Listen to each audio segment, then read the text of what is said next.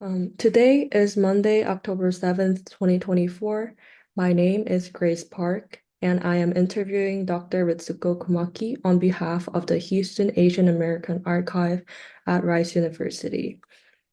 So I'm going to start with a couple questions regarding your early life. So when and where were you born? I was born in Amagasaki City near Kobe, Hyogo Prefecture in Japan. Mhm. How would you describe your childhood and adolescence years? What are some of the special holidays, traditions, memories, and experiences you recall growing up? When I was born, my father had a job in Osaka. My father graduated from Kyoto University majoring economy, and he got a job in Osaka. But my parents, they came from Hiroshima. And when I was 4 years old, they moved back to Hiroshima, which was after the atomic bomb was dropped in Hiroshima. Luckily, my parents and myself, we were not in Hiroshima when the atomic bomb was dropped in Hiroshima on August 5th, 1945. And that's why I'm here. A lot of my relatives, they died, and my grandmother, she was in the big house, in the samurai house, and her house collapsed, but she was saved and she survived. But my mother's mother, my grandmother, she had total body radiation, and her hair fell off. She had nose bleeding and diarrhea, but she survived. She was taken away, and 6 months later, she came back to Hiroshima, but her house was totally burned.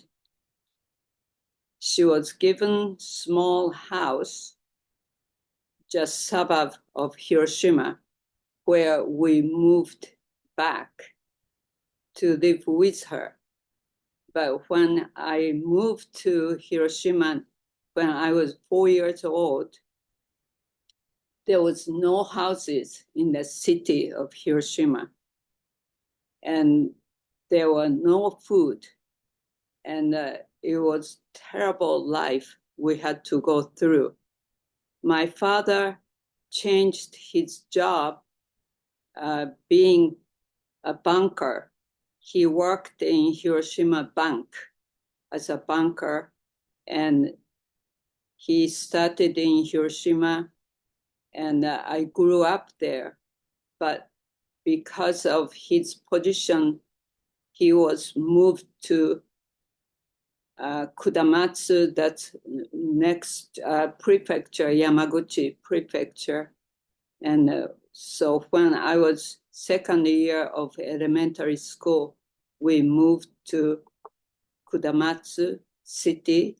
And when I was like third year of elementary school, we moved to Matsuyama, that's Ehime prefecture. It's an island of the Shikoku Island.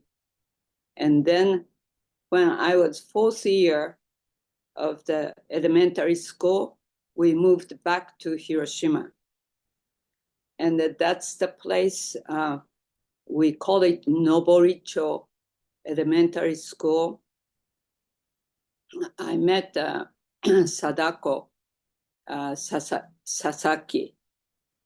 Her first name Sadako, and we were same year, but a different class.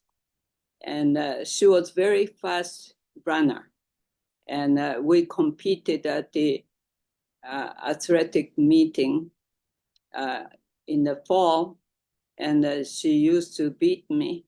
But the following year, she became really short-winded, and she was found to have leukemia.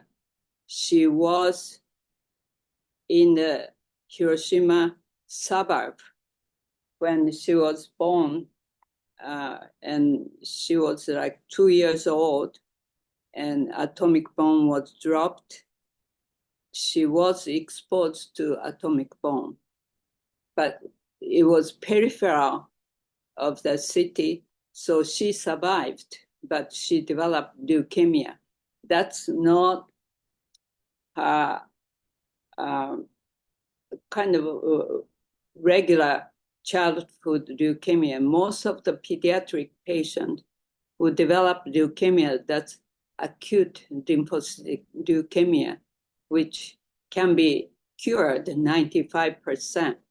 But her leukemia was associated to exposure to the atomic bomb, and she developed acute myelogenous leukemia. And she was admitted to the Red Cross hospital. Every time she took medication, including cyclophosphamide, cytoxin, and it was wrapped with a square wax paper. She folded origami crane. And in Japan, if you could fold 1,000 cranes, origami birds, you could recover from the illness and you can live long enough to be happy. She has folded 440 origami birds, and she passed away. She was 11 years old, and she registered to go to junior high school, but she couldn't make it. So when she passed away, I was so sad. Why she had to die? And when I became the president of the students at the junior high school, with her older brother and also her classmates, we decided to create some memorial statue for her memory, so we do not forget her death.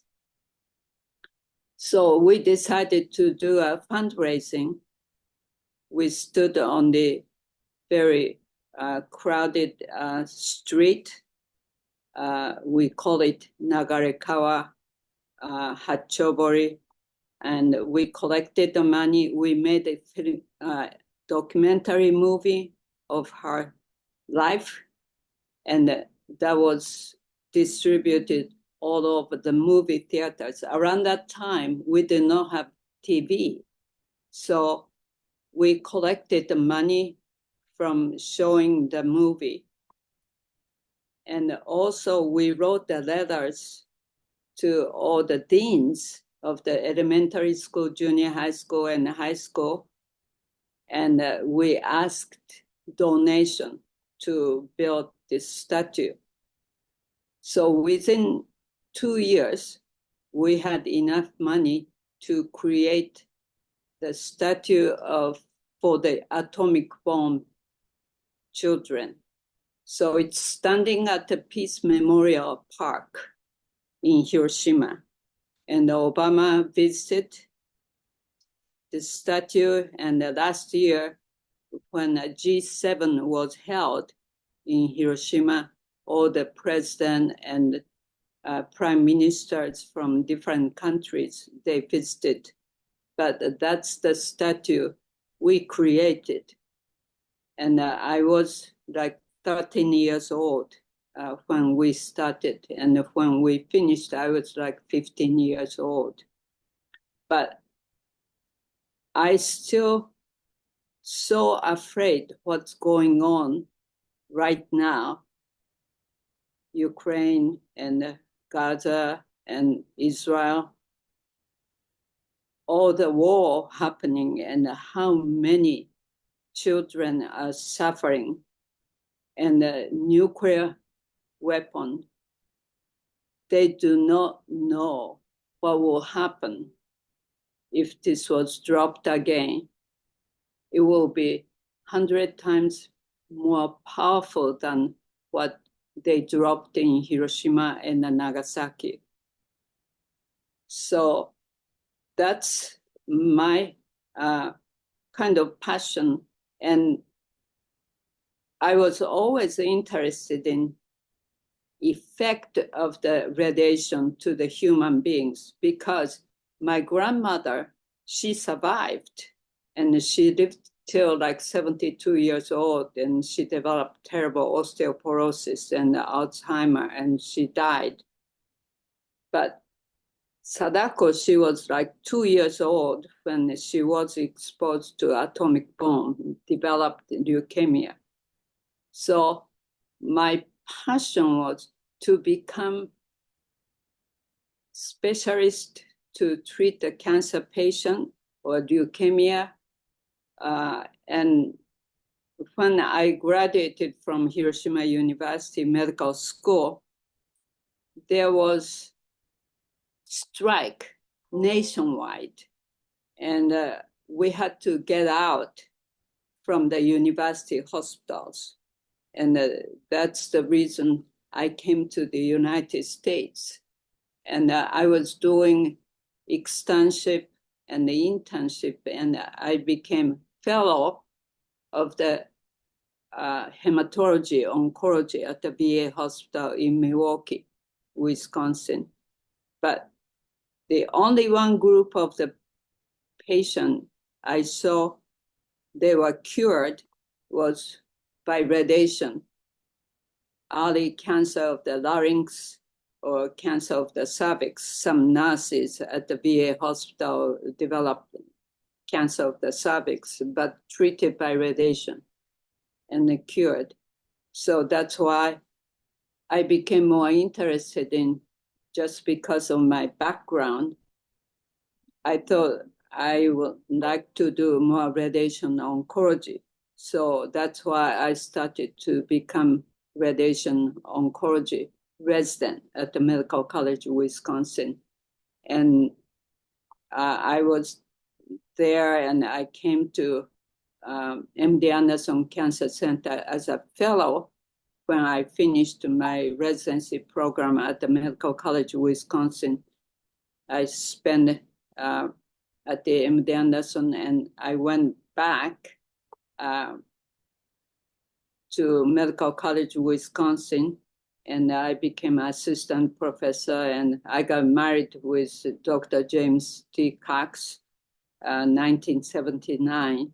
And then I was at the Medical College of Wisconsin total like 15 years, and then moved to Columbia Presbyterian Medical Center, and I was faculty member of the Columbia University between 1985 and 88, June. And then I came to UT, University of Texas, MD Anderson Cancer Center in July 1988. And I stayed there as a professor of the radiation oncology and endowed chair of the lung cancer, Gloria Lupton Tennyson, endowed chair of the lung cancer research. And I was section chief of the thoracic radiation oncology. And I worked at MD Anderson 31 years. And then I became adjunct professor of the radiation oncology at the Baylor College of Medicine. So that's kind of my story. But when I was a child, one thing I really, really wanted to do is how we can make this radiation. When I was a child, I read a biography of Madame Curie, who developed radium, and Pierre Curie, from peach blend, they discovered polonium and radium. And then it became to help the patients who had cancer. But on the other hand, Madame Curie, she was exposed to the radiation, and she died of pre-leukemia status because she was exposed to the radiation. So I was always thinking how we can treat the patients with radiation without exposing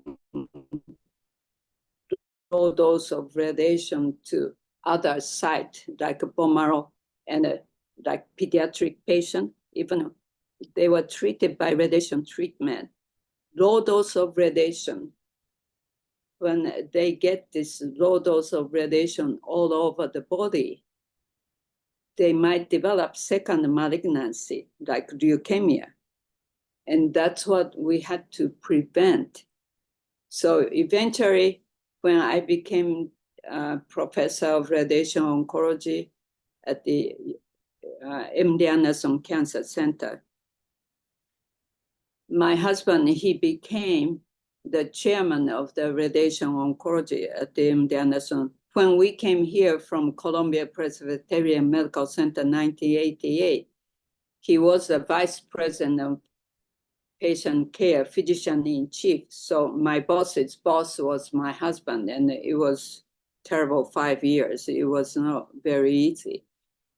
But when Dr. Lester Peters decided to go back home to Australia, my husband, he was chosen to be the chairman and the division head of radiation oncology at the MD Anderson Cancer Center. And I asked him to get the proton treatment, which was not used really clinically in the North America. But in Japan, there were already like 20 proton centers.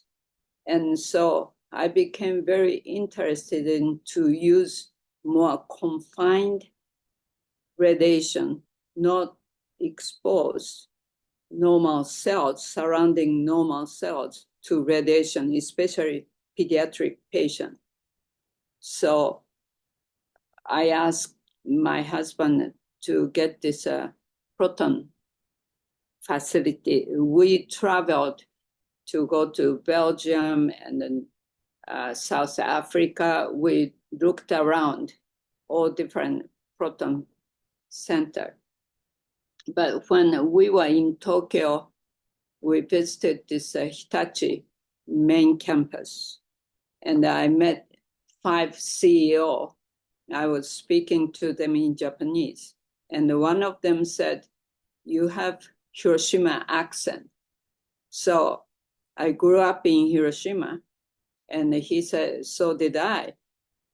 And we found out we are classmates when we were high school. We did not meet 40 years.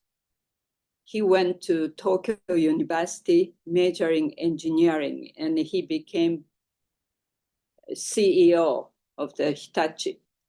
And I went to medical school in Hiroshima University Medical School. So we never met in like 40 years. So I asked him, "Mr. Sumikawa, we are alumni, and I trust you. So if we get the Hitachi proton, make sure you maintain this equipment, because this proton was very expensive. It's precise, but to build and to get the equipment, total, it cost $250 million. That was 2005. And my husband, he was very honest, and he said, there is no way we can get this proton. And the state of Texas, they approved $125 million. They will support. But the other half, we had to get private investment. So they were so kind, like a fireman's retirement money, they funded for this proton. And so that means if anything goes wrong with machine, and if we could not treat patients like 1 week, we had to pay to the investment people.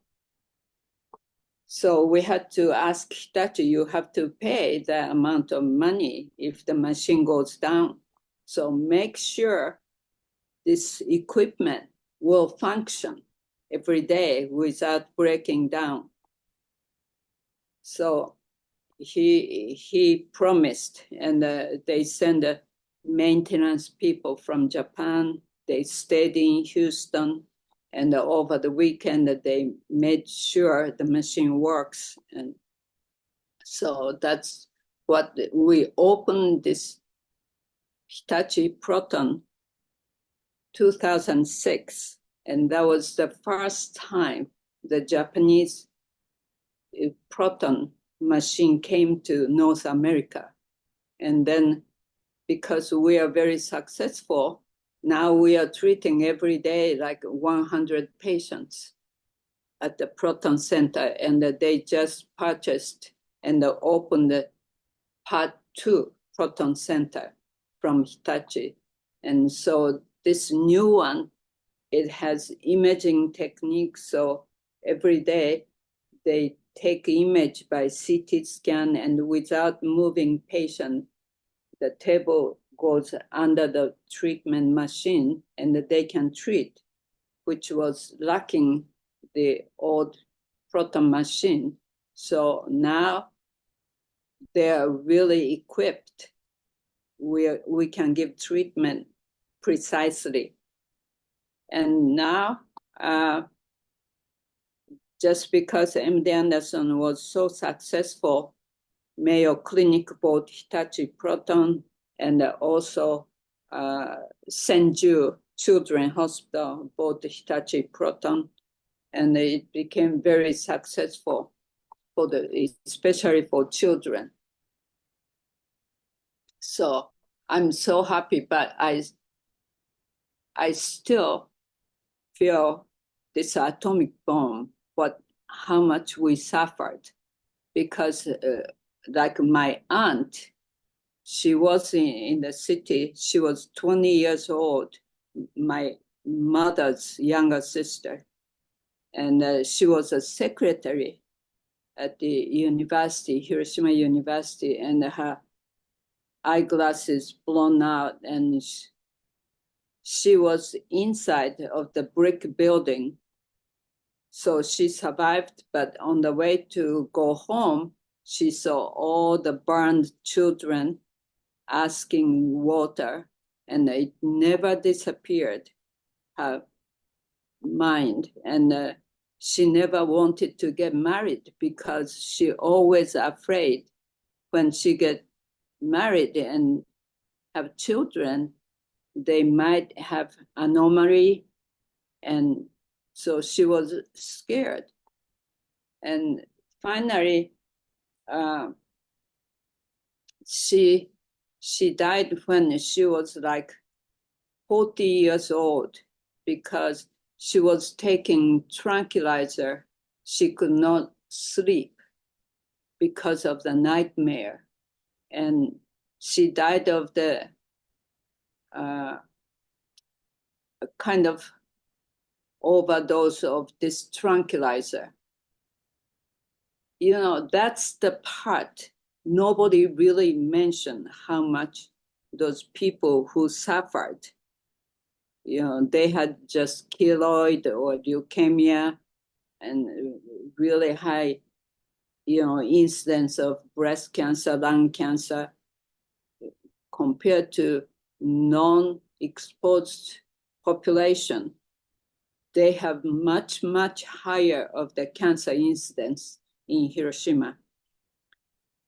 But trauma, the mental trauma, how much they suffered, they never mention. And every time I hear about what's happening at the war, Ukraine and Gaza, and how much they have to suffer, anybody who survived, not only physically, but also the mentally. So the war, it's crime. It has to be stopped.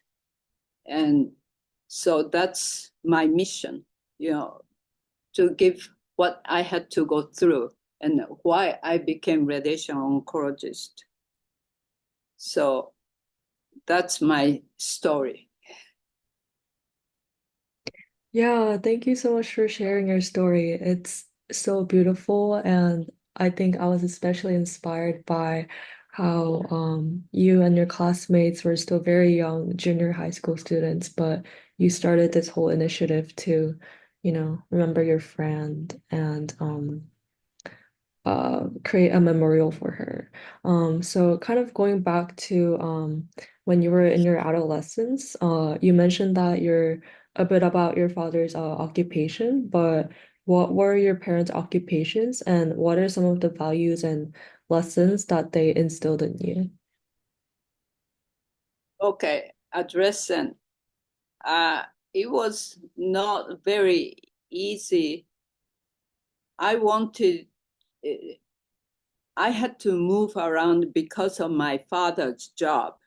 So wherever I went, I was top on the class, and my teachers loved me. And so they asked me to read the textbook. So I was reading, I stood up and reading textbook, and my classmates outside of this Hiroshima area, they laughed at me because of my accent, which was Hiroshima accent. Those are very small town. So they did not see the people coming from outside of this town. So maybe with some jealous, or maybe I'm different from other kids. So they always kind of laughed at me. So, but I didn't really care less. I wanted to be the top of everything, running and so on. But when I was like nine years old, we were kind of creating some fight zone. We were in Matsuyama, in the place where the castle is and the mountain. We created some group, red group and blue group, and we are kind of fighting, making flags. And so during this brush painting, we had to do brush writing. We use brush and write in the class. We have to write kanji, the kind of Chinese kanji, and that's what we have to do.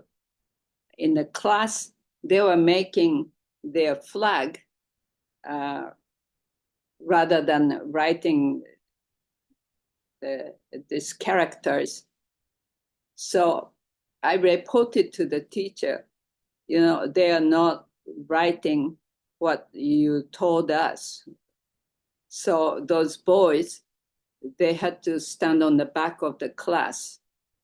So on the way to go home, I was surrounded by all those boys, like 12, surrounding me. And they said, "You're a bad girl. You reported the teacher." And so I was just scared to death that they're going to kill me.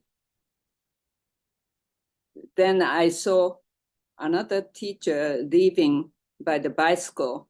So I called his name and I ran and, grabbed his bike, and I was very fast. So I escaped this boys group. But that was so scary. And wherever I went, somehow I was a kind of outsider. That's the memory I have. And I created very, very good friends too. And some of them, he became a baseball player, professional, and he went to Tokyo Giants. So he really did a great job. But I did not have permanent friends because I moved around a lot. And in Hiroshima, that's the longest place I lived. But when I grew up there were so many kids. They lost parents due to atomic bomb. And my mother always told me, if you have any extra pencils or eraser or notebook, give those orphan. A lot of students, they came from orphanage, so they did not have any money or anything. So I always gave some pencils and eraser and notebooks if I had anything extra. I felt so sorry for them. And it was a very difficult time when I was child in Hiroshima. Not enough food, and we did not have any rice, so we always ate more like sweet potatoes or bread, and it was so important to eat rice. But my mother had to take her precious, kimono to exchange to the rice, and so it was very difficult time. And when I was before elementary school, just because there is not much food. One of my aunt, my father's sister, older sister, wanted me to come to her place. So I was sent to her place outside of Hiroshima. So I was there when I was 5 years old. I was so lonesome, but the kids from neighborhood, they came and I played. And the best thing when I was there, they call it kure. There is a base of the United States, and the next door, the kid's father, he was working in the base. So he brought some Spam, bread, and some gum or chocolate from the base, and he gave it to me, and it was so delicious. I still remember. I was always hungry. And so all the things, he gave it to me. It was so delicious. So kind of happiness I had. That's the memory I have. I grew up. The teenage, I had to study so hard to go to medical school. And I did not pay any attention, to get together and going picnic or something. So I always kind of studied during summertime. I went to the mountainside. My father had a friend, which was the monks of the temple or shrine. So during summertime, I would send there to study. So it was very quiet, very cool area, which I miss. But I was kind of isolated with those group who are always getting together, but I had to study. That's all I remember teenage. So once I went to medical school, at the beginning, I was always kind of partied a couple years. And then I had to, so my grade at the beginning, it was not so good. So I decided to study very hard to graduate medical school in Hiroshima. So that's the memory I have. But my younger sister, she still lives there in Hiroshima. So I visit every time I go back to Japan. I became executive advisor of the Proton Center in Sapporo. So I go back to Japan every 3 months from Houston. So whenever I have chance, I go to visit my younger sister or sometimes my older sister who lives in Nagoya. She used to be a veterinarian, worked at the Higashiyama Zoo, but she retired. So, but I still visit them if I have chance.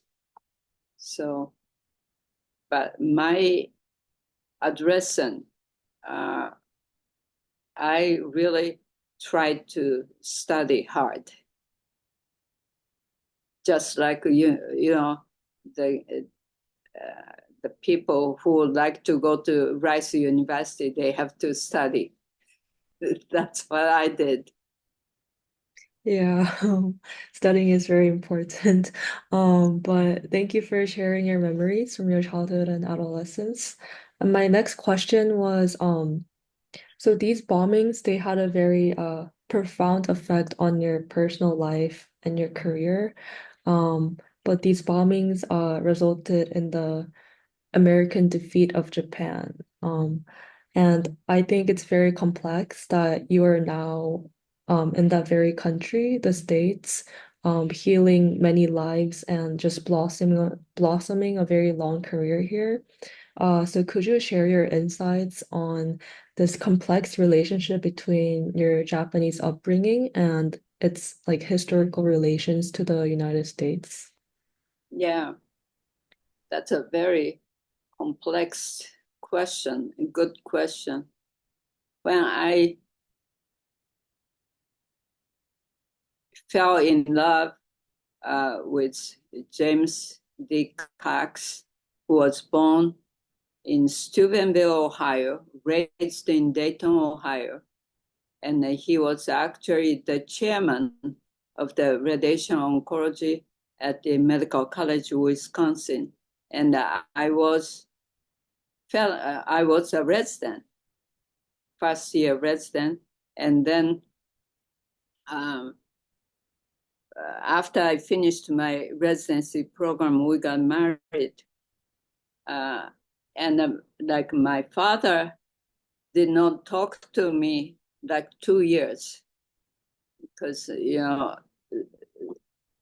coming from Hiroshima, and they still had kind of against to Americans. But when I brought my husband back to Hiroshima, and my father and my brother-in-law, my younger sister's husband, they really, really liked him. And my mother, she said, if you are happy, I agree and get married with him.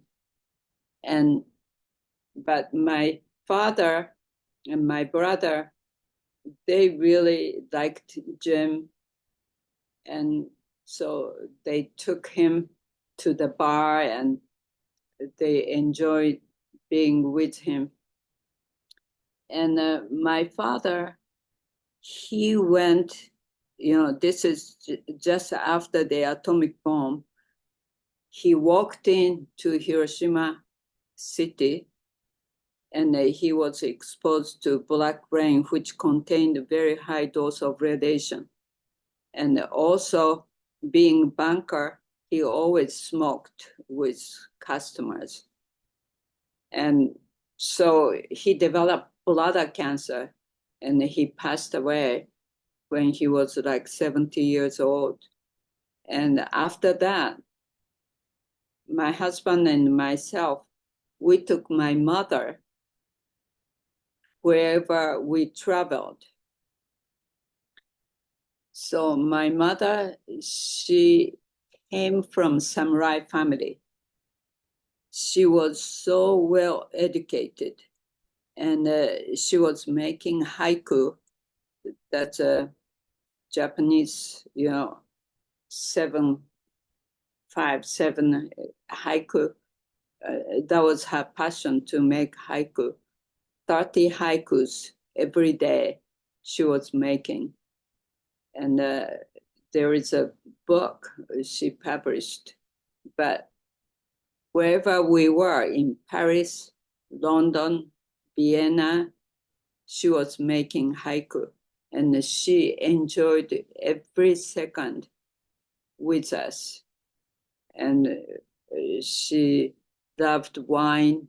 She loved all the French cooking. And so my mother always had her pride, just because she came from samurai family, and my father was the youngest of the 7 children of the sake brewery.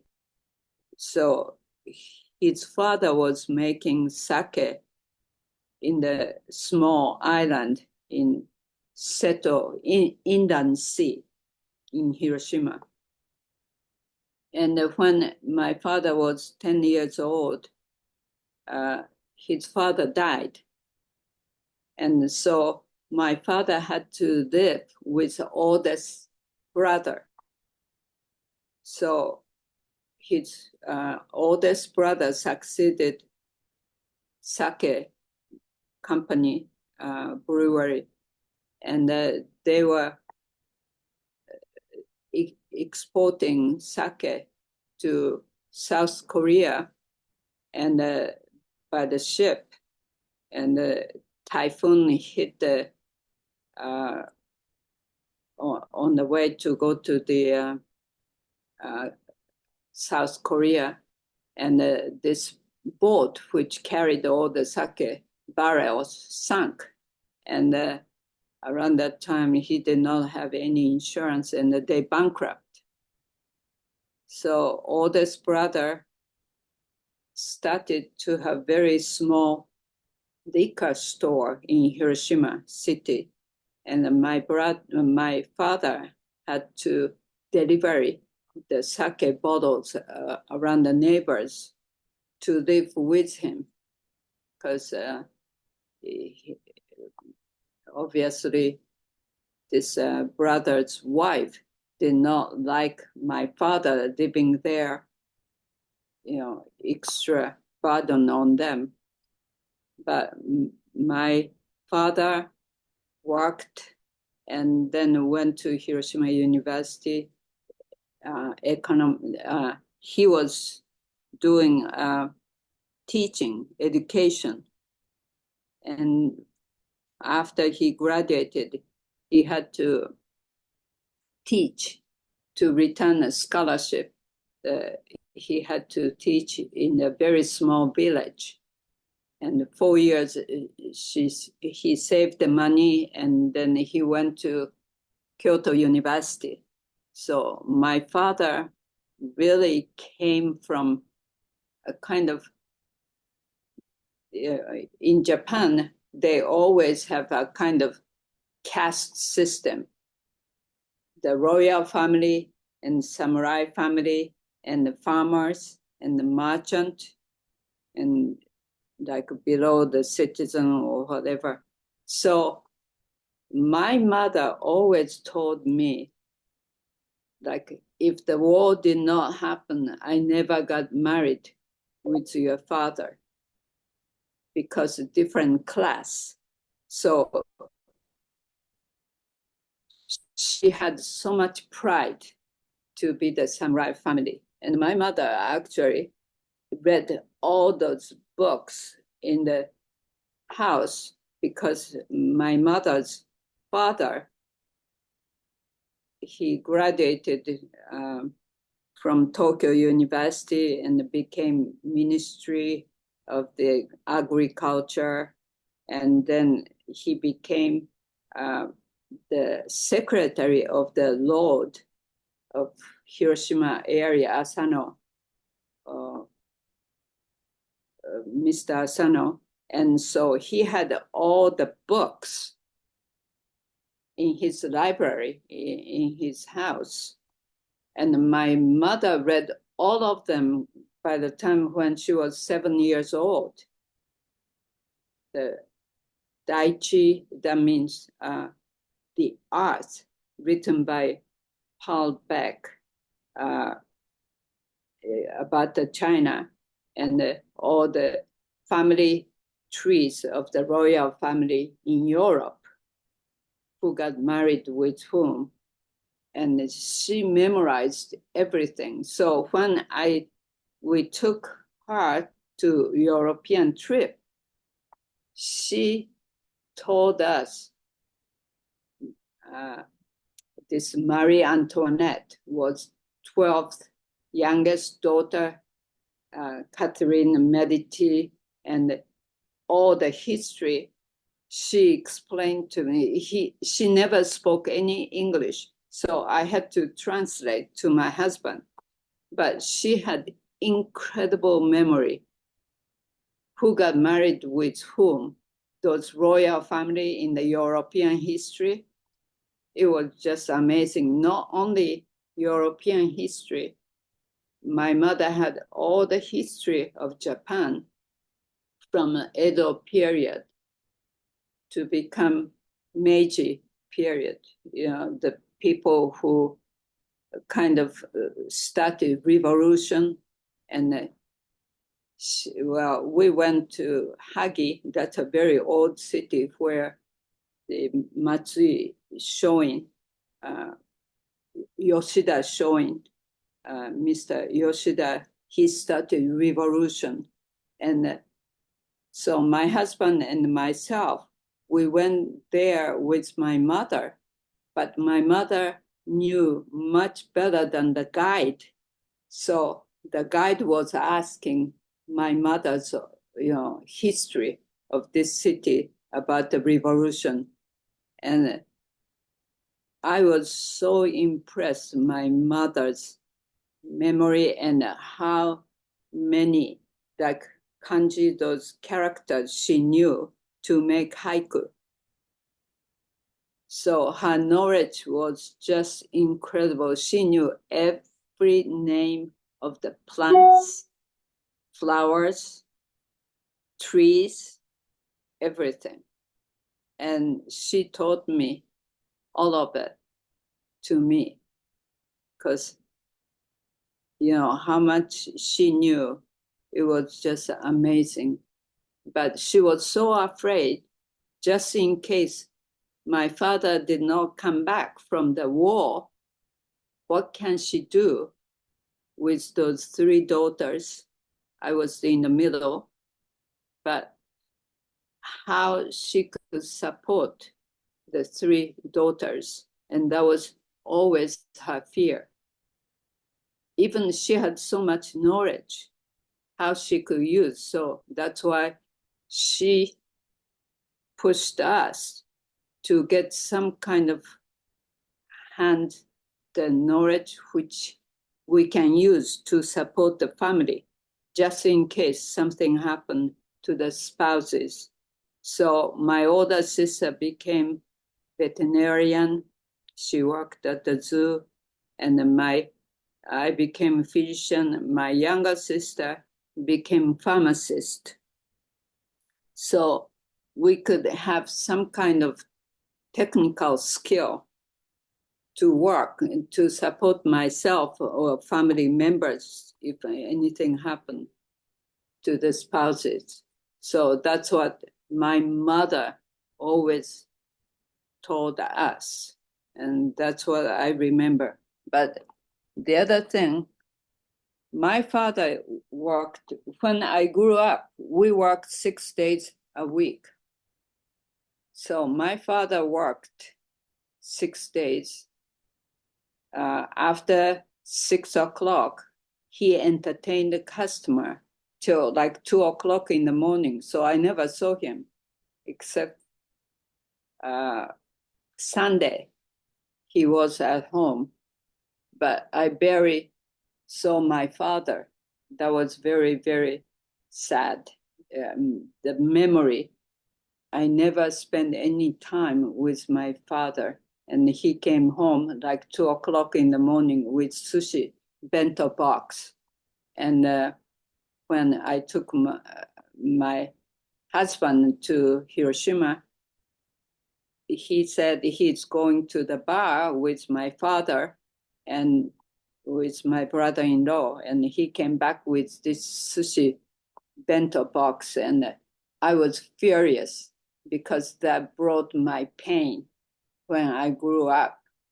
And my husband, he didn't know what he did wrong because my father told him, you have to bring this bento box to Ritsuko, because he came back with my father and brother-in-law around midnight.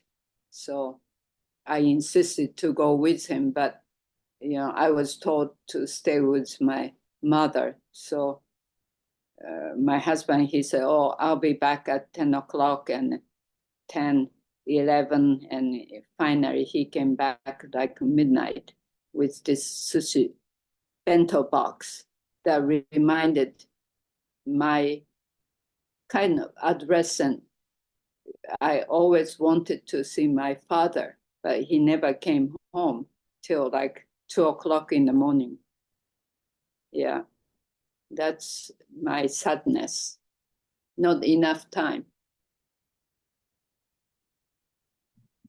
Yeah, thank you so much for sharing your memories with your parents and kind of how it influenced your pursuits. And my next question is going back to the Children's Peace Monument in the Hiroshima Peace Memorial Park. I noticed the resemblance between the origami crane figure on this monument and the sculpture art that is suspended from the ceiling of MD Anderson's Proton Therapy Center. So could you share the meaning behind these two sculptures and the relationship between each other? Yes. When this atomic bomb children's statue built, that's a kind of bomb shell, 10 feet tall. And on the top, Sadako is standing and holding origami bird. And so when we decided to get the Proton Center, I was always thinking about Sadako and the children who passed away due to atomic bomb. And So when we got this proton not exposed low dose of radiation to children, I wanted to get this reminder about Sadako and all the patients who will be treated by the proton. I wanted to make sure they will recover and being healthy. So I fold origami bird. I can fold it by myself. And the Hitachi Proton Center, they were very kind. It's they magnified what I have done by hand. That was originally by paper, and they made it still, and it's hanging from the ceiling down at the entrance of the Proton Center. And that's my prayer and my hope. Those people who will be treated by proton at the MD Anderson, they will recover from cancer and live healthy, long life. And that's why it's there. Yeah, that is such a beautiful symbol. And I'm sure that if your elementary school friend or any children affected by the bombing like saw this paper crane, they'll be so happy to see it. So so beautiful. Yeah. Next, I wanted to ask you a few questions about your immigration experience. So you mentioned that there was a strike at the university, so you had to like complete the rest of your medical education in the States. But could you tell me more about the transition from Japan to the United States and like what were the biggest differences between the two countries? Yeah. Why we went on strike? Japanese medical system was German style. One professor and then one associate professor. And in the university, there were only like 5 people. And it's a kind of pyramid system. Only one professor and one associate professor, and then assistant professor. And we cannot make really multiple professors. And when professor speaks, everybody has to listen. And when I was a medical student, I was taught by German medical terminology and kind of half like cardiology that was taught by English. But this system was so severe, and the medical student, nobody could argue with professor or ask questions. No discussion. Whatever professor said, that's it. That's the answer. So we had to work internship after you finish medical school. First year internship, we had to work free at the university hospitals. So all the medical students and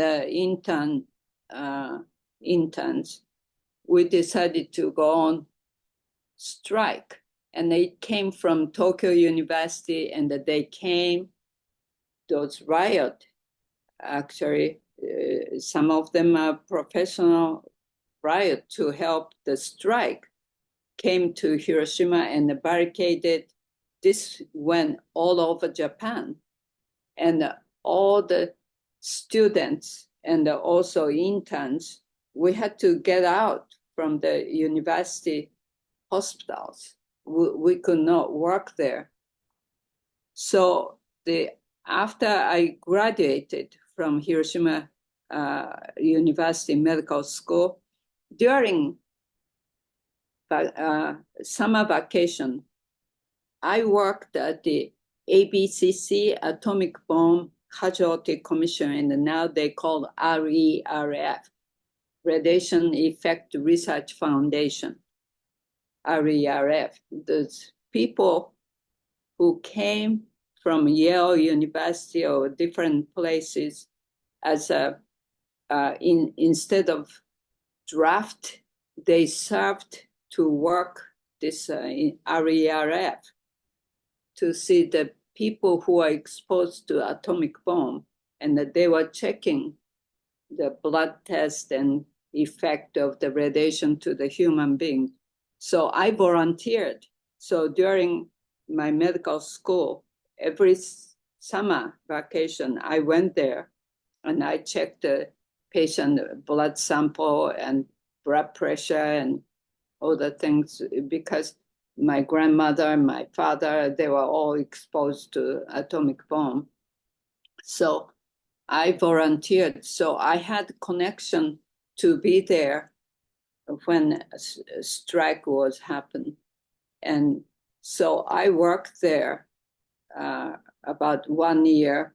And then the chairman of the radiology department said, well, maybe you can go to United States to do a postgraduate.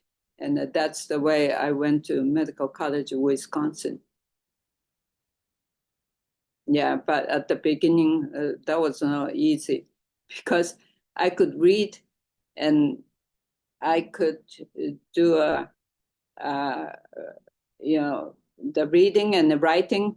But when I went to like emergency room, I could not understand what they are saying, slang. And I beg your pardon, and it just came back same way.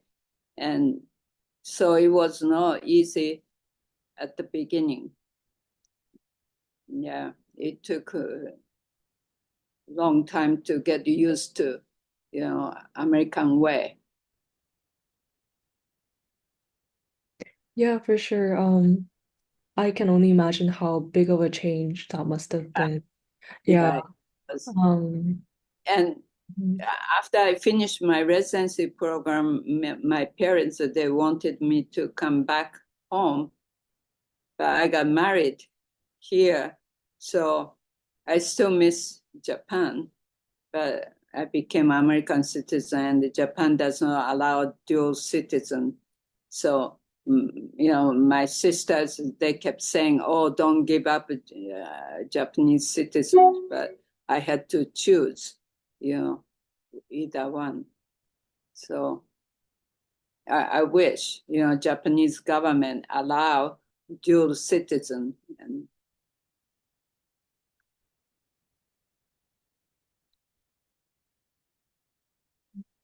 Yeah, I see. Um, I see that you've lived in various American cities outside of Texas, like Wisconsin and New York. So how yeah, would you describe the Asian American community in Houston in comparison to the other cities that you've lived in? okay. Milwaukee, Wisconsin, where I started, people are so nice. And, but, like 6 months snow. And when I got married, my husband, he was always traveling. He was the chairman of the RTOG Radiation Therapy Oncology Group, and he was just so busy.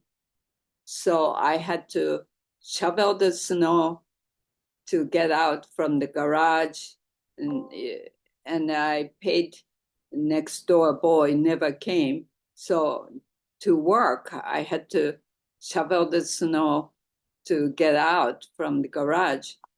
It was really torture, and sometimes we invited friends to come to our house, and my husband, he was out of town. He could not get back because the airport was closed. Uh, so there are many uh, kind of disaster. Uh, I still remember, like Saturday, I was going to make rounds, and my car spinned around on the highway, and there is truck coming from behind, almost hit my car, but avoided causing crash. And it was terrible winter time. Summertime was too short, but it was a very nice town. People are caring. And then we were there like 15 years and moved to New York.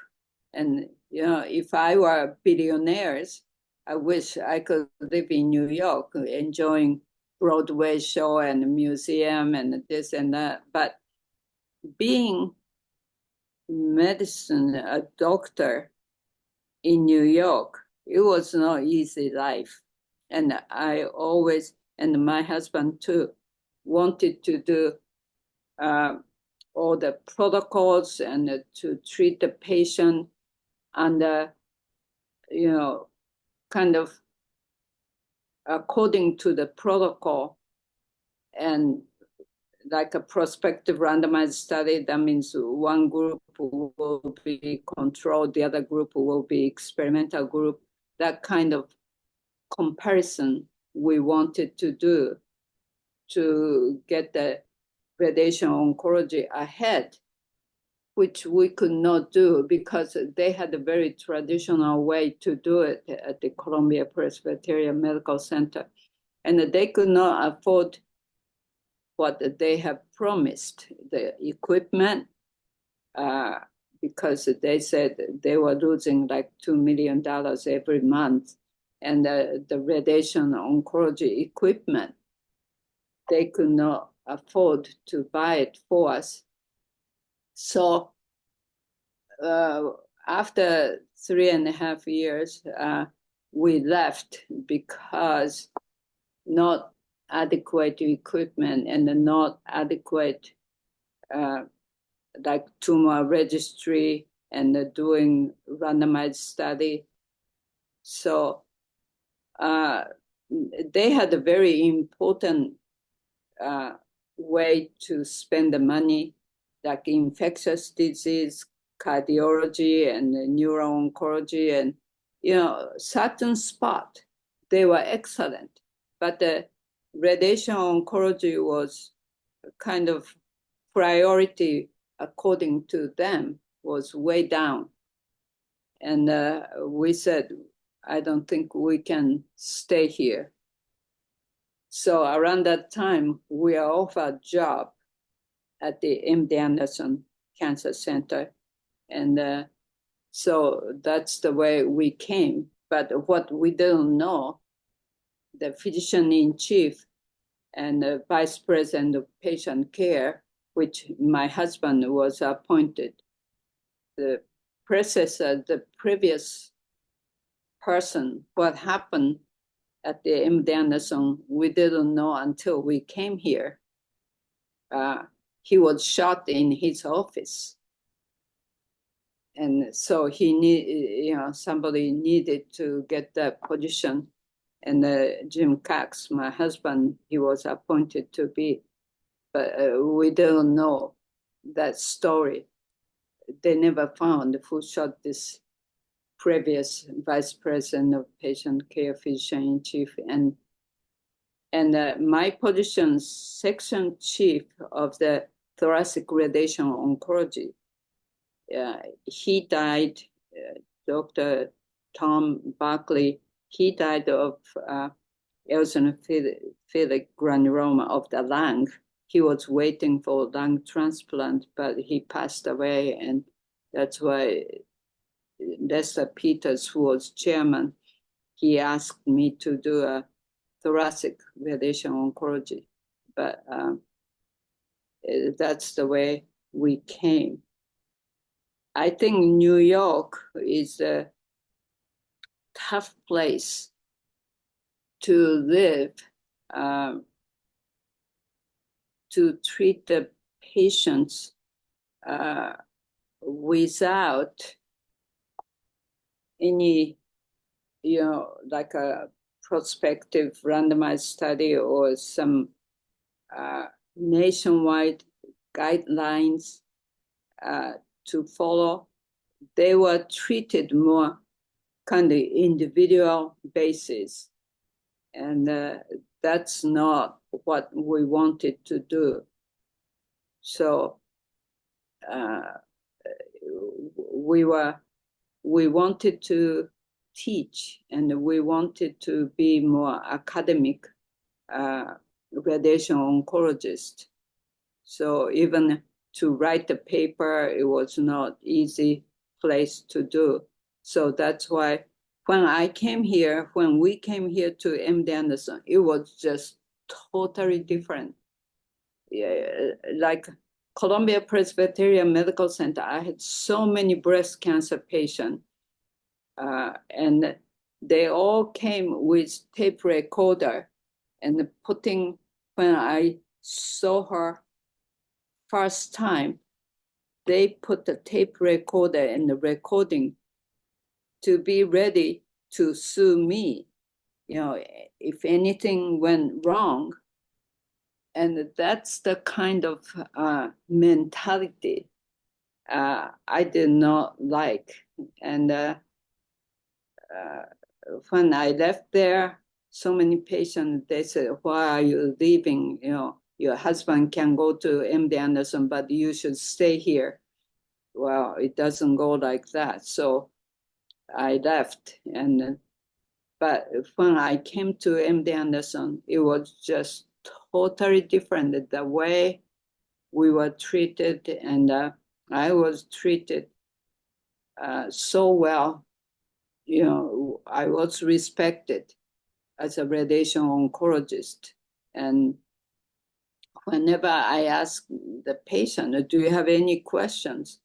And they go, no, ma'am, whatever you say.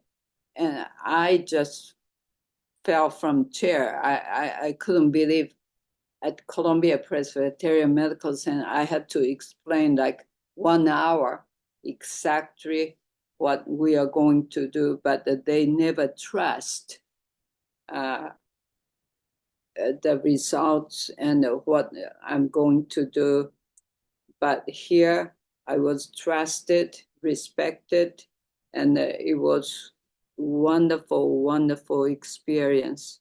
At the beginning, we said, we don't know, coming from Manhattan and Houston, we might last only 5 years, but I have been here now 36 years. And we had a wonderful, wonderful time. My husband passed away 6 years ago. He had autoimmune disease and he got the pneumonia and passed away.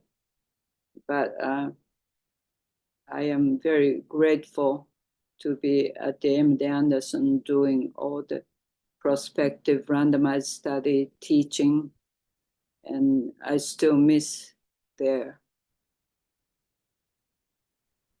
Yeah, it's so interesting how much your experience is varied across the different cities. So my next question was, out of the different cities that you've lived in across Japan and the United States, which place would you call home? I think I still call home is in Japan. People are very kind. The only one thing is professional life. It's much easier to live in the United States because you can speak up. You can speak for the patient's sake.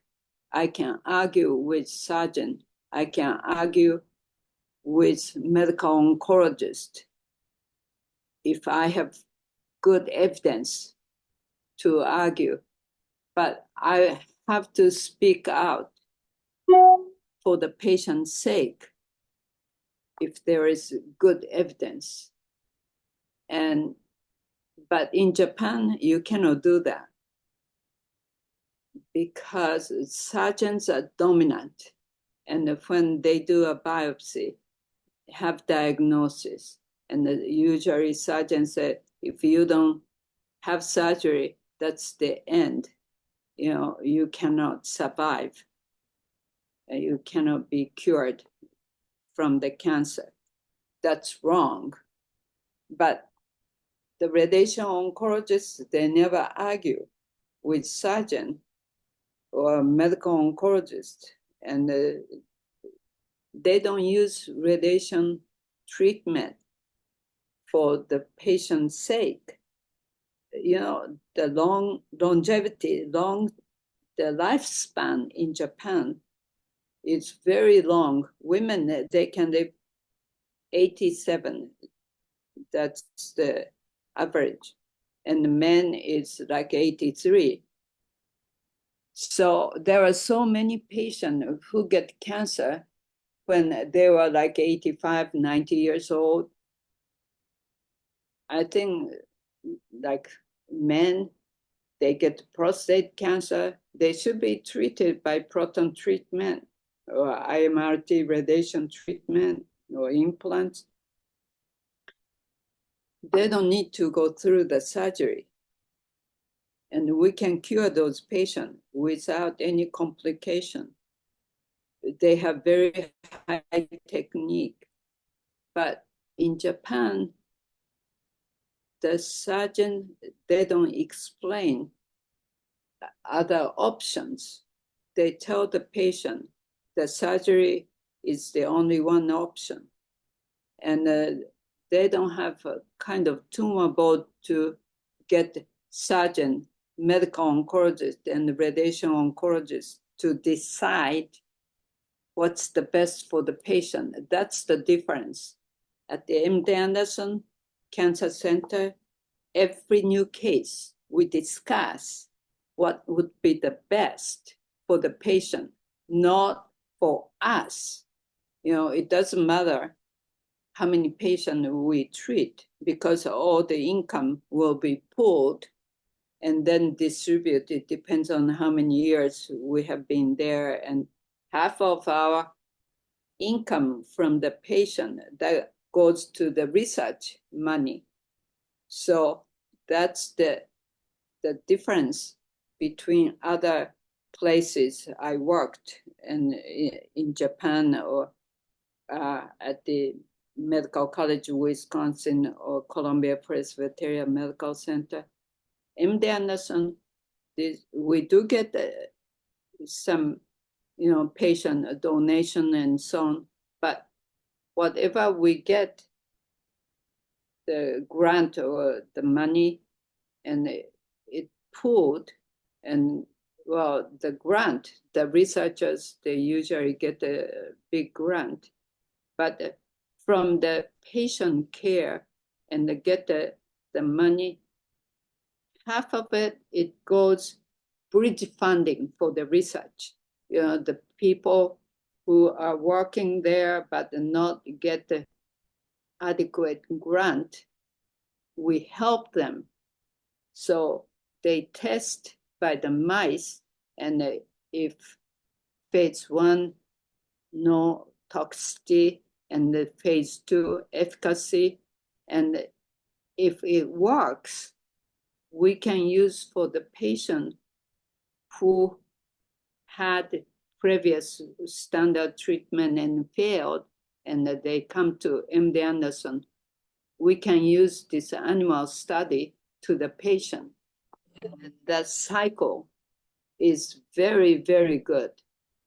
And that's why MD Anderson is like a #1 cancer center.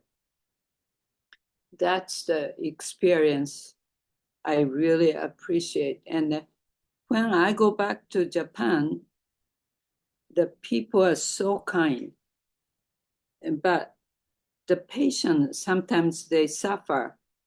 They do have social insurance, so everybody will be treated equally, but not really outstanding treatment, not much experimental treatment they can do.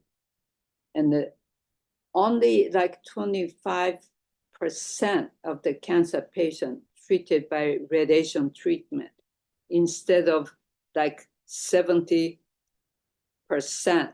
of the cancer patient in the United States, they do get the radiation treatment, curative or palliative. But in Japan, it is much, much lower proportion of the cancer patient get the radiation treatment. And one of the reasons, somehow because of the atomic bomb, the patient, they are so afraid of the exposure to radiation. And they have very sophisticated equipment not to expose the radiation to the normal cells, but they still have the fear of the radiation. And also the sergeants are very, very dominant. And that's why if I have to practice, I would like to practice in the United States. But home, the food, people, I like Japan. Yeah, thank you so much for sharing your experiences in the two countries. My next question is, could you recall your first time ever kind of operating on someone or seeing a patient? And how do you think you kind of progressed as a physician throughout your career? Okay. The first time I saw the patient, like when I was intern at the Medical College of Wisconsin. Well, I did my internship at St. Mary's Hospital, and they did not really believe me because I was young, female, Japanese, and they did not really trust me. And it was not easy to convince them. So I decided to write paper, especially when I became the resident. I had to go to the tumor board. Nobody listened to me. And to convince the patient, I had to pull out all the evidence. So I decided to write the paper. So I will be more recognized, and also I can give some reference to the patient, the way I do is correct. So I really tried to write, and I was kind of determined. And I always explain to the patient based on the evidence, and when I was trying to very kind to them, and I tried to answer all the questions they had, but I had to pull out all the evidence why I'm giving this type of treatment. So I read a lot, and I wrote a lot. I decided to write one paper per month, and so I published, more than like 600 papers and book chapters and books and so on. So that was my kind of difficult patient I had. Like some patient kind of denial, I don't need to get a treatment, it will be cured by itself. And so many patients, they had very advanced stage. That was very difficult. And why did you leave it? Like, terminal stage. There were patients who had cancer of the skin, but around the eye, but always wearing like sunglasses, and denied. And eventually when behind of the eyes, and it was very difficult case we had to treat. So those patients, yeah, I realized the early detection and kind of,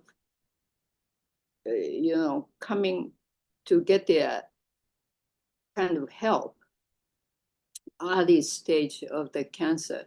That's very, very important. And when I became section chief of thoracic radiation oncology here at the MD Anderson, I could not believe how many patients smoked. This was like 1988. It was amazing. I asked the guy who came from Waco, Texas, and with cowboy hat. When I asked him, when did you start to smoke? He said, when he was like 7 years old. And I said, how could you pick up the cigarette when you were 7?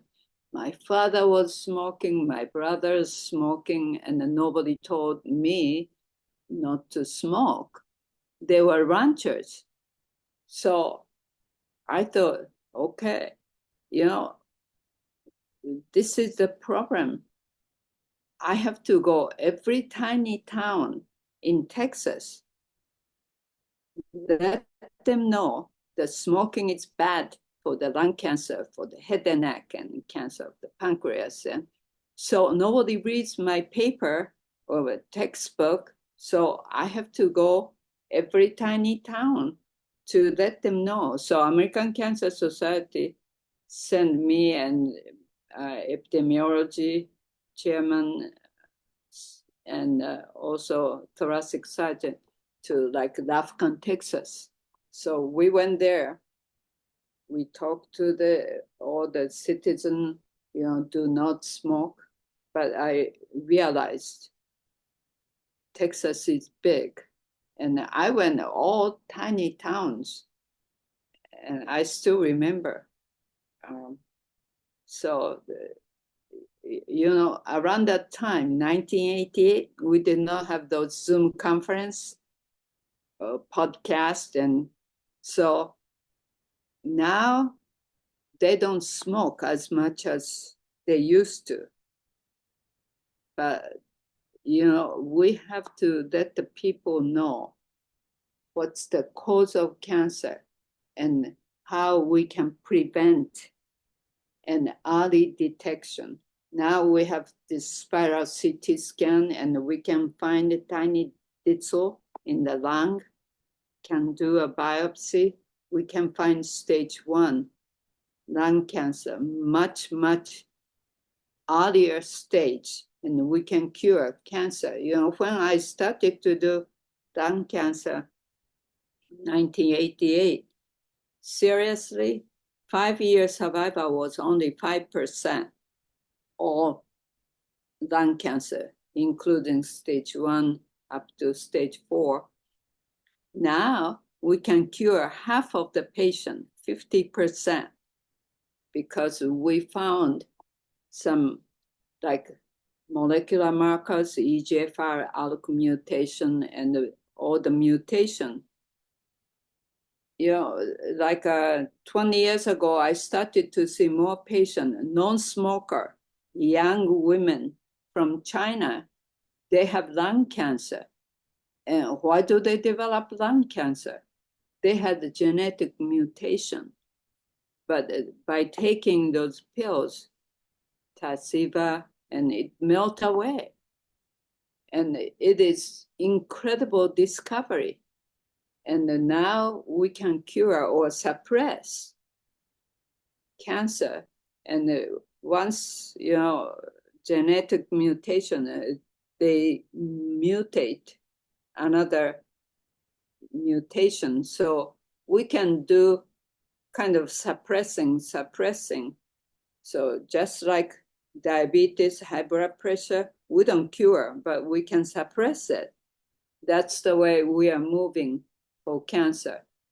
And so that's the way we have to find every cancer cells if there is genetic mutation, if PDL1 positive, negative, so immunotherapy works, and we can really kind of suppress of the cancer growth.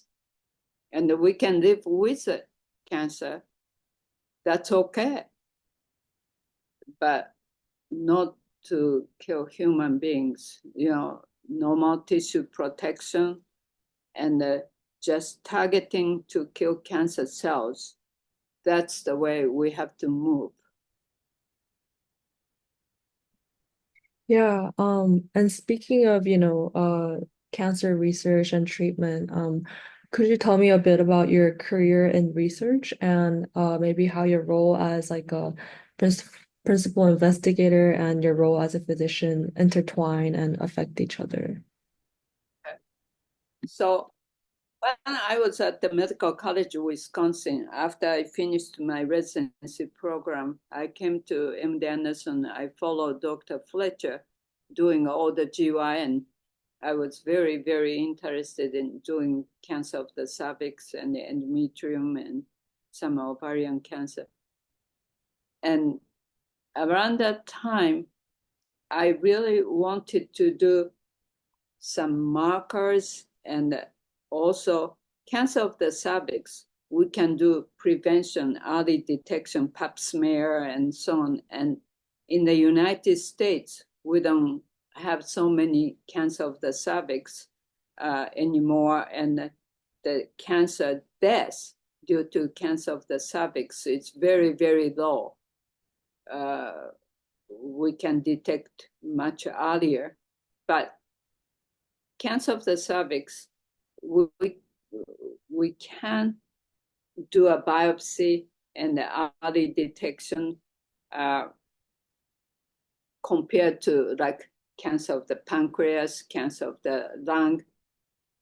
So when I came here, I was appointed to do lung cancer. And around that time, as I mentioned, 5 years, survival, like 5%. What can we do? They don't have any symptom inside of the lung to do biopsy. It's not easy.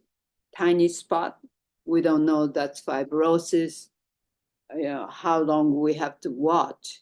And when I became section chief of the thoracic radiation oncology, and I was given this endowed chair of the lung cancer research, I really, really wanted to find out, one is causing of lung cancer, that's smoking. So that has to be stopped. And that's why I really, really wanted to do tobacco cessation.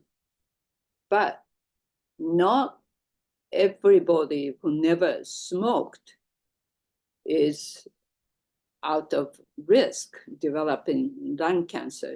Those Asian women, young women, why do they develop lung cancer? There is some risk factor in genetic mutation. And what is this mutation and how we can block it? If there is any receptor or something, we can block it. So that's the research I have done. And when I came to MD Anderson, there was Dr. Cliff Mountain. He was thoracic surgeon, and he operated many, many patients. And he gave me all the pathology specimen. He operated like 220 patients, early stage. And so I analyzed, and some 220 patients, some of them, they developed like a brain metastasis. And Dr. Sawaya, neurosurgeon, he operated the spot. So I had specimen from the primary in the lung and the brain metastatic region. And I compared which patient developed brain metastasis, same patient. Some of them developed brain mets, some of them they did not. What makes difference? And so primary, I checked like 11 different biomarkers, and why some patient by surgery alone, they will be cured, but about half of them, they develop brain mets or adrenal gland mets or hepatic mets, or what makes difference. So I really wanted to find out biomarkers. So I checked like EGFR, KRAS mutation, DNA index, and all different markers. And the most predictable one was EGFR expression that really predicted metastasize to the brain and so on. But my, passion was doing this lung cancer, not only clinical aspect, randomized study to put some radiation with chemotherapy with and without, like EGFR mutant, this TKI, we can do something comparing with no standard treatment versus experimental. But also, I really wanted to find out what's the cause of this mutation, how we can block it if there is any receptor. And the more recent one is using radiation with and without chemotherapy and immunotherapy, how it works.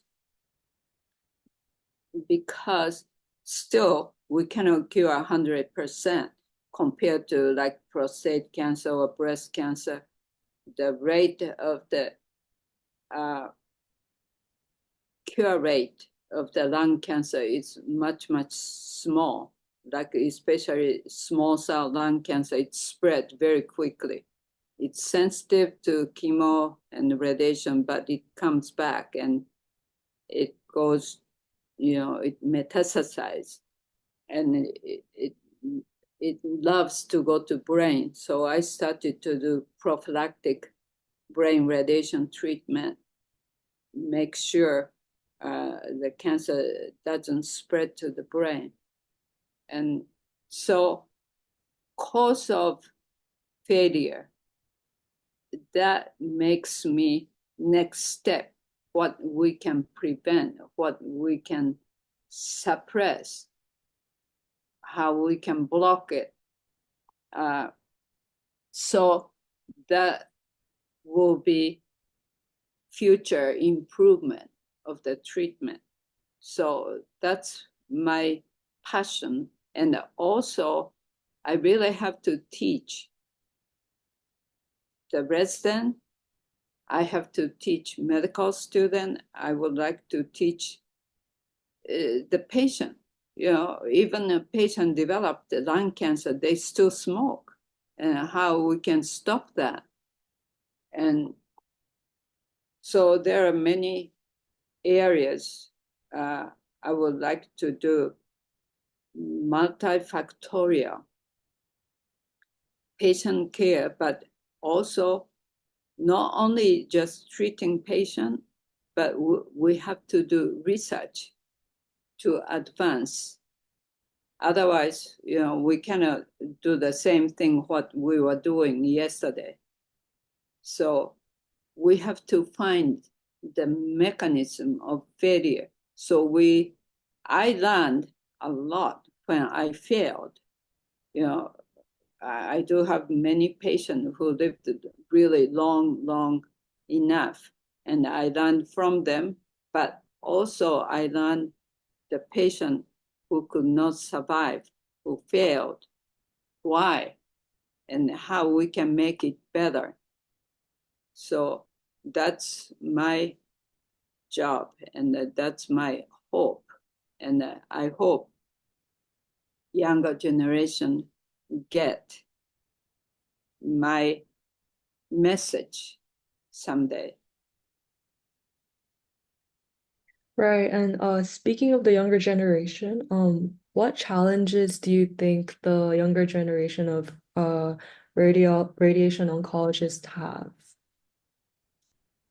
Okay, some of the residents, they are interested in research. Some of the residents, they would like to just finish the residency program, get a certificate, and get the money and the easy life. But I really hope the resident, they will learn how to think. You know, nothing stays the same. Whatever we have now, they have to advance, because even the proton, they have to find maybe better way to use it or give treatment a little bit faster. And it's getting, the radiation treatment is kind of shorter and shorter, and that's good for the patient, cancer kill, but without damaging surrounding normal tissue. You know, all the things we do is, we call it improving therapeutic ratio. That means killing cancer cells, but not to kill normal cells, not to suppress immune system. So that's what they have to learn wherever they go. They might have very limited equipment, how they can use that, and how they can kind of to teach. They have to be kind to the patient, you know, and they have to do the best what they can do to treat the patient. But also, they have to kind of think ahead. Nothing really stayed same. So what they can improve in the future, that's what they have to do. And they have to read a lot. And when they have like tumor board, they have to know evidence-based articles, and they have to talk to the surgeon, medical oncologist, pulmonologist, and pathologist, diagnostic radiologist. Evidence-based, you know, they have to read a lot, and they have to update their knowledge.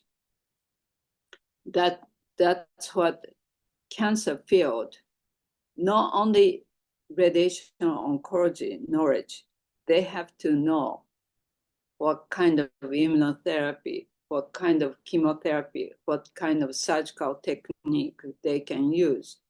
They have to know oncology. They have to be oncologist, not a radiation therapist. It's not the technical aspect, but we have to know the knowledge of the cancer treatment, and also the mechanism, why cancer develop, why cancer cells die and spread, and all the mechanism they have to know, and they have to teach the younger generation, because radiation oncology is still small group of the people, and we really have to put our effort to teach younger generation. That's my message. Yeah, thank you so much for sharing your message. All right, so My next question is, in your career, what would you say are your biggest achievements and the highlights? I don't know. I think my achievement is to teach the patient. I was very, very caring. And I always thought about what's the best for the patient. And for the patient's sake, I argued with surgeon, medical oncologist, but for the patient's sake, with adequate evidence, I always stood up, and I was very strong. And sometimes I was hated by thoracic surgeon or a medical oncologist, but I wanted to make sure the patient will get the best treatment. And I am very proud of that. And also, I really wanted to teach our resident and some medical student and the therapist, dosimetrist. I was medical director of the dosimetry school at the UT system. And so I really wanted to teach. And also, even now, after I retired from MD Anderson, I go back and forth to Japan, and I teach a lot of resident and medical student in Japan. And just because I can say what's the best for the patient, and even I argue with some of the surgeon or medical oncologist, I can say the best treatment for the patient. And so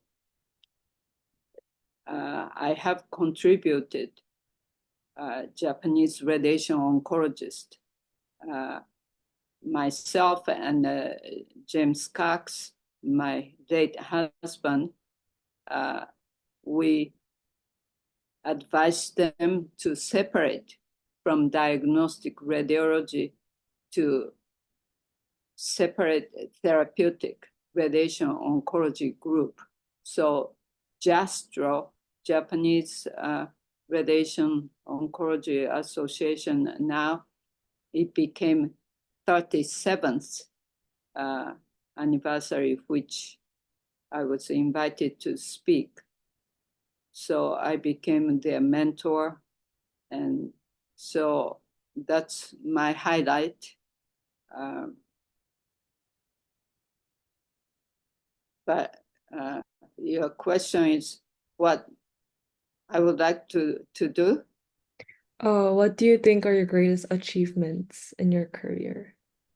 I think the patient care and the teaching and the research, I think I always wanted to do protocol, because if we treat the patient, each case we do everything we can do, but each patient we treat different way, then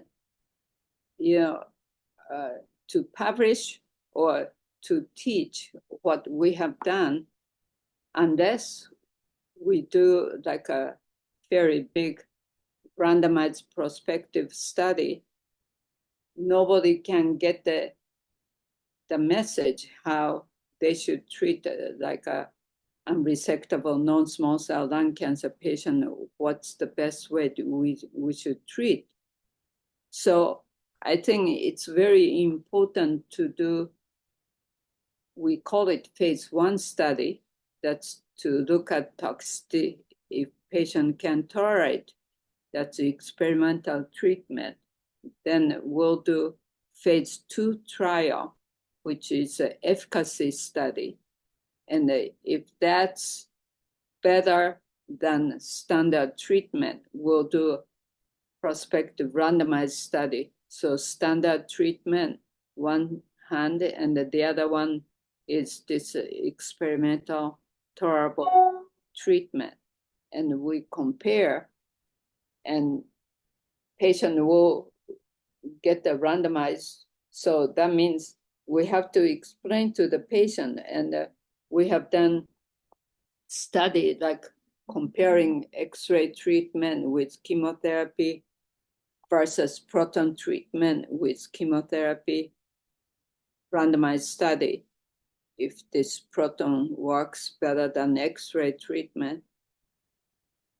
It was not easy because some patients, they come to be treated by proton at the MD Anderson, and they were told, oops, you are randomized to get the X-ray treatment.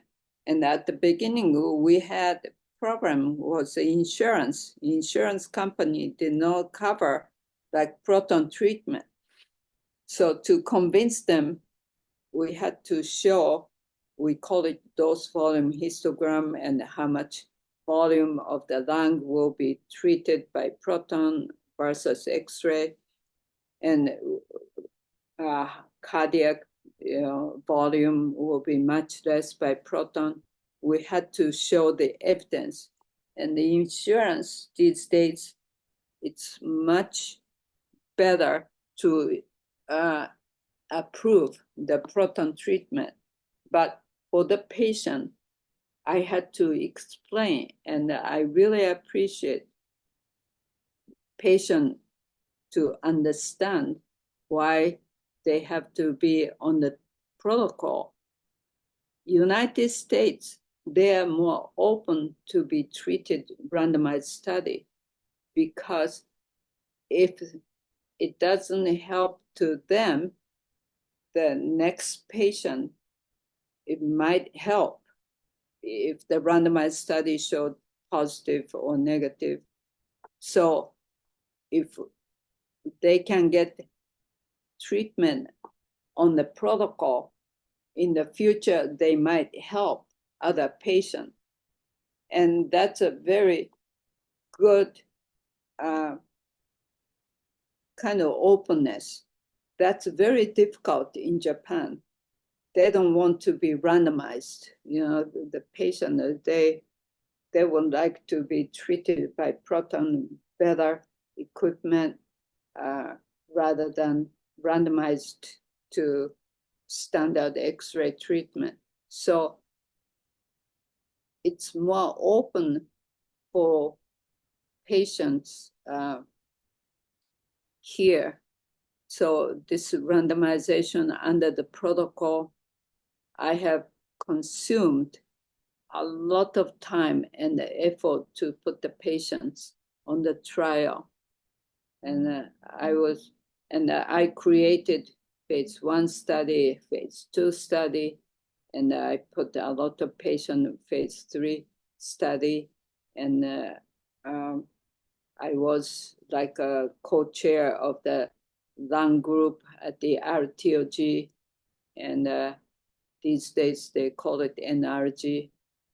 I always wanted to make sure the patient we are treating in the future, they get the message which way to be treated is better. So clinical trial, that was my passion. But also I did have some NCI grant to do some lung cancer research as well.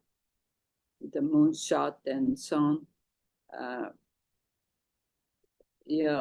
We have to think not only now, but in the future, what we can contribute by doing some protocols and the research. That's my highlight, I think. Yeah, thank you so much for sharing. It's really evident how much love and care you have for your patients and how much you want to teach them. So, yeah, thank you for sharing that. My next question is, what are your thoughts on the representation of Asian Americans in the medical field in the United States? And do you think that representation varies by different medical specialties? I think so. As much as I have done to teach clinical research, and for the lung cancer, I have done basic research as well. And to be Asian female, we always have some difficulty to be recognized. I became president of the American Radium Society, and I received gold medal from American Radium Society, which is the oldest cancer society in the US. Like it started 107 years ago. And I was so honored to receive gold medal 2 years ago. And like Marie Curie, she was an honorary member in 1929 of the American Radium Society. But to be the president of the ASTRO, American Society of the Radiation Oncology, there is almost no Asian female became president of that society. Some gold medalist, yes, there was. But I think as much as we teach, and a lot of Asian women radiation oncologists, they were in the academic institution and they taught a lot. Some of the private practice, they have some hesitancy to hire Asian women. So they stay in the academia, they do very good job and very hard working, but not really well recognized, I have to say. But they are very persistent and they are very good teachers and they are very kind to the patients as well.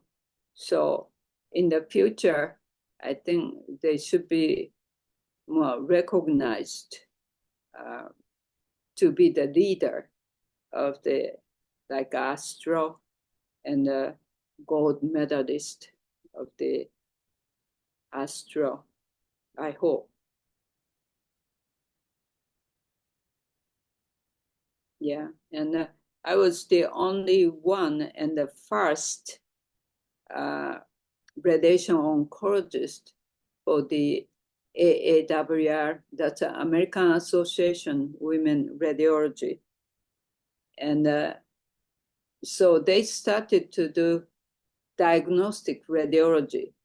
But when I became the president of AAWR, I'm the only one and the first radiation oncologist. So this group of the people, they do include radiation oncologists.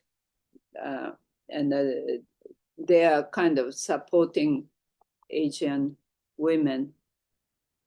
And I was honored to be the president of that society, and I received gold medal. This was a gold medal award, and they call it Marie Curie Award of the AAWR. So I received also Marie Curie Skolodowska Award from the Poland, Warsaw. This was like 2005. I went to Warsaw and received this gold medal coming from Japan, and I became kind of contributing, teaching, and treating a lot of patients in the United States. But those, you know, I was very kind of lucky to maybe to get married with this James Cox, who always supported me. But other Asian women who is in this field, they should be more recognized. I know a lot of my friends and also my resident and originally came from Asia, and not to be recognized compared to, you know, male and some of the Caucasian female. Yeah, so I hope that will happen in the future. But, you know, again, we have to speak up, and we have to show the evidence what we can do, writing, and but I think in the academic institution, I think more and more the Asian women, they started to be recognized. Yeah, it's very admirable how you were the first female Asian representation for a lot of these leadership positions. And it must be very gratifying to see more representation in the recent years. So that's great. My next question for you was, were there any very specific patient interactions or encounters that are really memorable to you? And yeah, any memories of those interactions you remember to this day?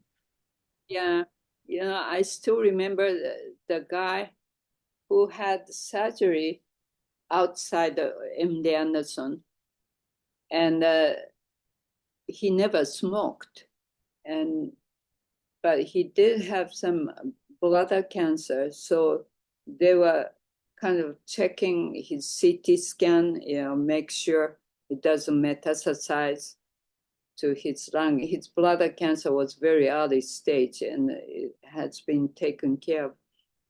But he was found to have spot in the lung that was biopsied, and that was adenocarcinoma.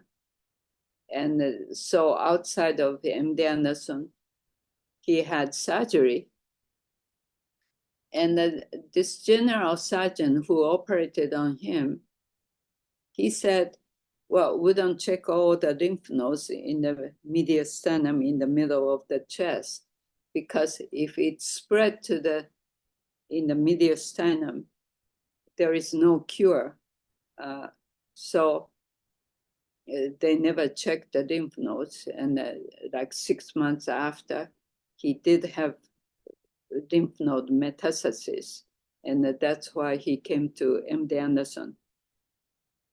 So I treated his mediastinal lymph nodes with proton, with concurrent chemotherapy, Taxol carbo. He did very well, and amazingly, this guy, he runs every day, and he participated this marathon every year in Houston. And it was just amazing how much lung function he has. And when he was treated, his daughter, she was like 4 years old. And now his daughter is like 20 years old. So that means he was treated 16 years ago.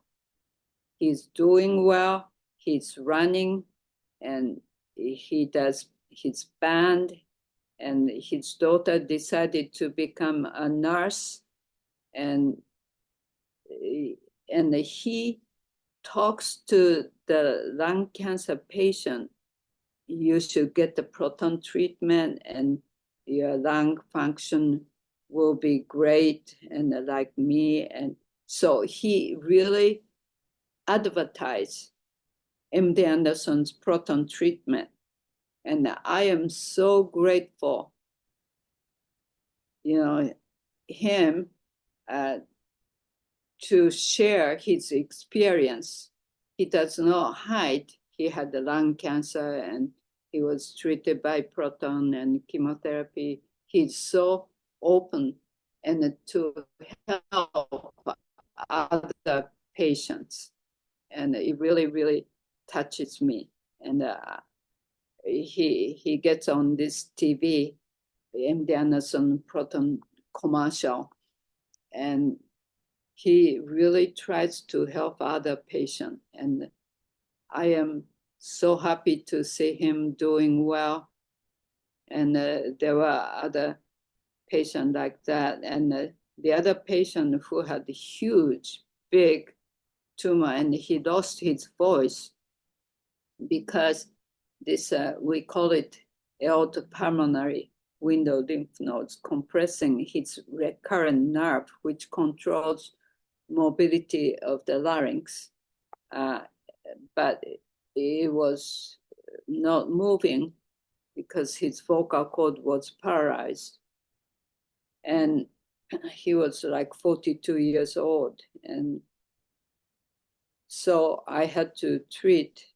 We checked everything and make sure this is not any other cancer, but it was large cell, undifferentiated large cell cancer of the lung, not operable because of the location. So I had to treat him with chemotherapy and the proton treatment. And this was like 10 years ago. And his voice came back. He had his daughter, and now his daughter must be like 6 or 7 years old. He's doing very well. And he sent me his daughter's picture every Christmas. And then now his daughter write, "Thank you, Dr. Komaki. My dad is doing well," and it really touches me. So so many times I feel like, oh, this patient,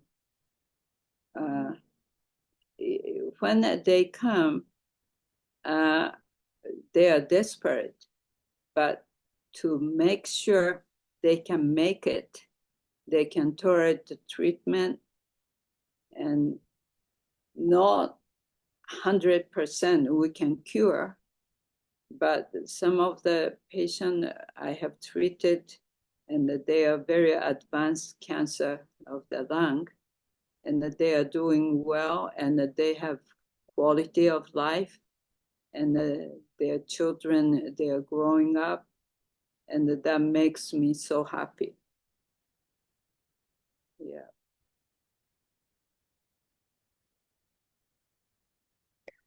Yeah, these are very touching stories. Thank you so much for sharing them. And it's so beautiful how they, share about their recovery. And yeah, I think that's the best part. Okay, my final question for you today is, If you could go back in time and give a piece of advice to your younger self, what would it be? My name is Ritsuko.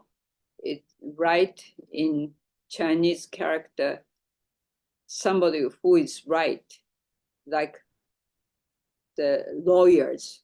And maybe my father wanted me to be a lawyer. If I go back and do something, I don't know, I would like to be a lawyer, but to treat the cancer patient, I still do the same thing. I think I never regretted to be a radiation oncologist. Maybe I would like to do more like a basic research to find, the cure of cancer.